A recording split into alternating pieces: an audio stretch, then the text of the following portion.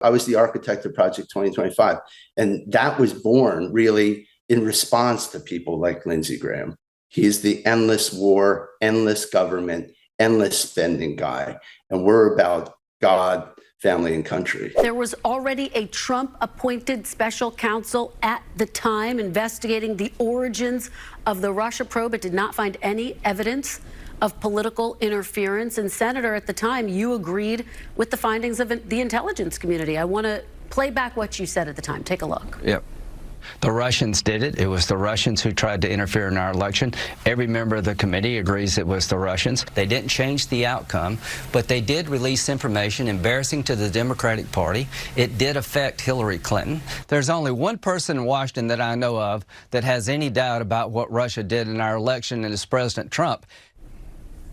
Senator, are you now saying that you don't believe that Russia tried to interfere in the 2016 election? Well, what I am saying is that you left a lot out here. It's called the Horowitz Report. It's the Mueller investigation was crooked and rotten to the core. The Washington Post and the New York Times got a Pulitzer Prize for reporting on Trump's campaign's relationship with Russia. It was all BS. At the time, I didn't know any of that. I bet Republicans that are going to be voting in your primary next year are going to really want to know this. Who was the one that told John McCain he should turn the dossier over to the FBI? That buddy, that person has a lot to answer to the voters of South Carolina. We got to figure that out. Speaking with reporters yesterday, Graham said that his late colleague, Senator John McCain, showed him the document when McCain received it back in 2016. The senator says he recommended to McCain that he give it to the FBI. What? Hold on. Wait, what? Yeah. Did you know this, Casey? Don't worry. No, Casey, hold on. Did you know that Lindsey Graham was the one that told John McCain to give the dossier to the FBI? Did you know that? Not until he told us yesterday. Paul Dans, one of the architects of Project 2025, has announced that he will be running to primary South Carolina Senator Lindsey Graham. The reason for doing so that he cites is that Lindsey Graham is simply not MAGA enough for South Carolina.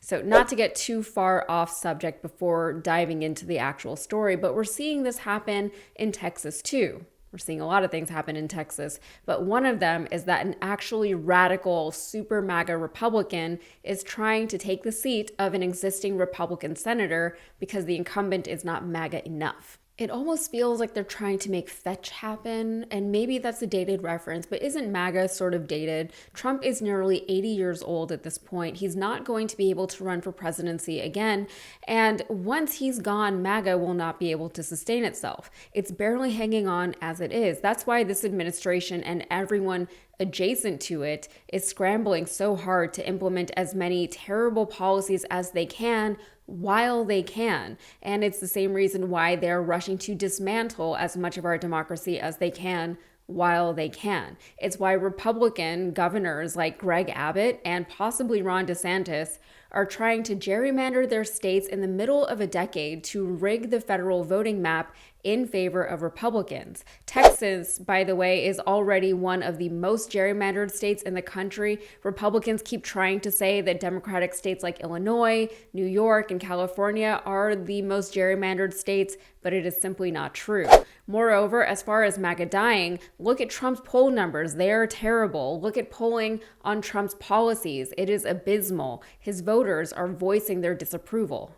South Carolina is one of the most reliably red states in the country, even though it's bordered by North Carolina and Georgia, two states that are at least competitive when it comes to red v. blue, even though North Carolina is actually one of the most gerrymandered states in the country, for real.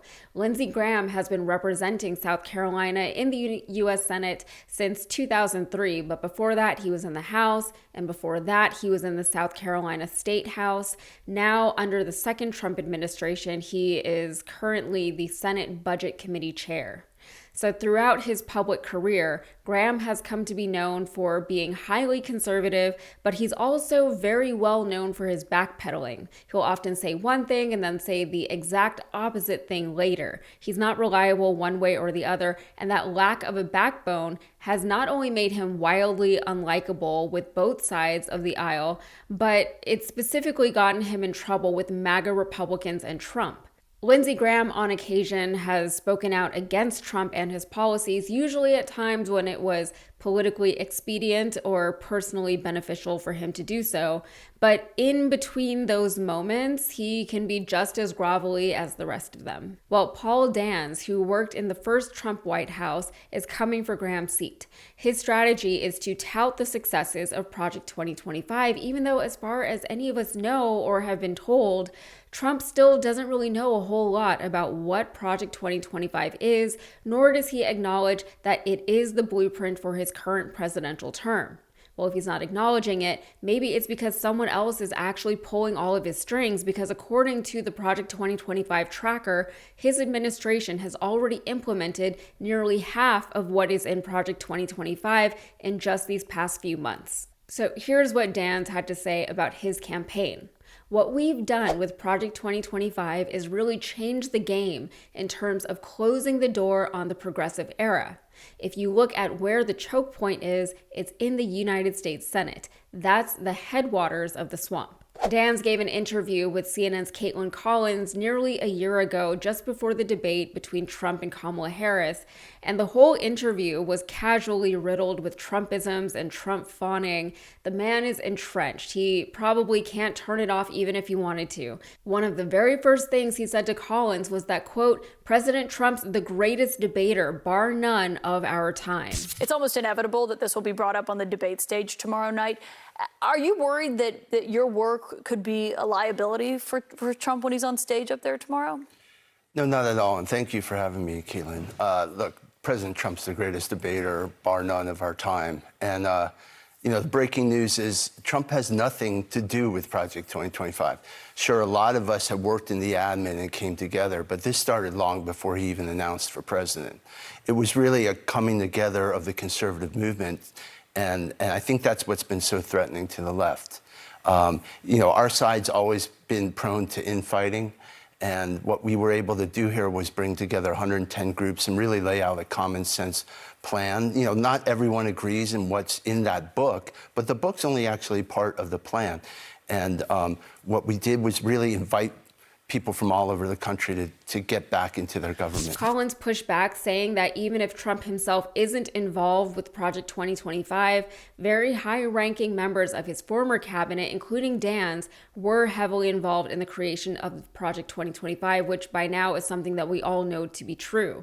Either way, it's interesting that that is an angle that Dans is now taking in his run for the Senate, that he's highlighting the successes of Project 2025.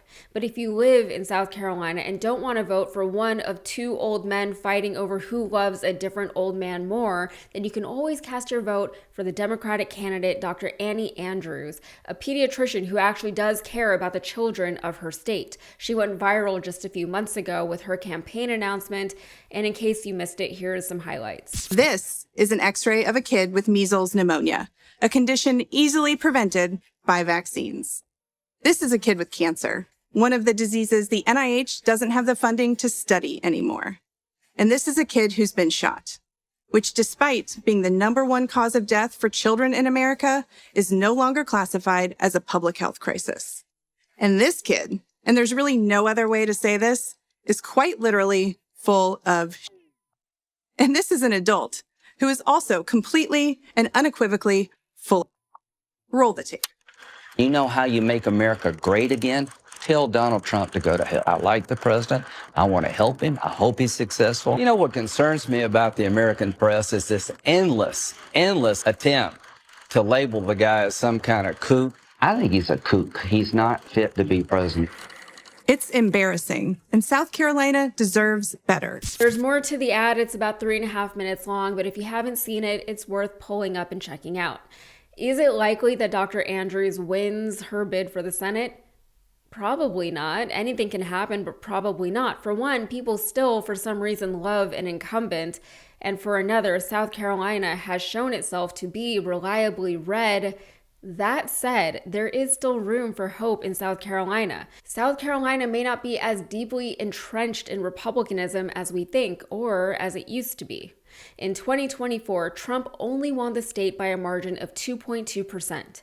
In 2020, he had won the state by a 10% margin. So if things continue to trend in the right direction, which in this case would be the left direction, then maybe someone like Andrews is who South Carolina actually needs and wants. The diminishing Trump margin from 2020 to 2024 certainly doesn't suggest that the people of South Carolina are looking for a more MAGA candidate. All right, that's it for me. If you got anything out of this, please like the video and subscribe to the channel for more. Thanks.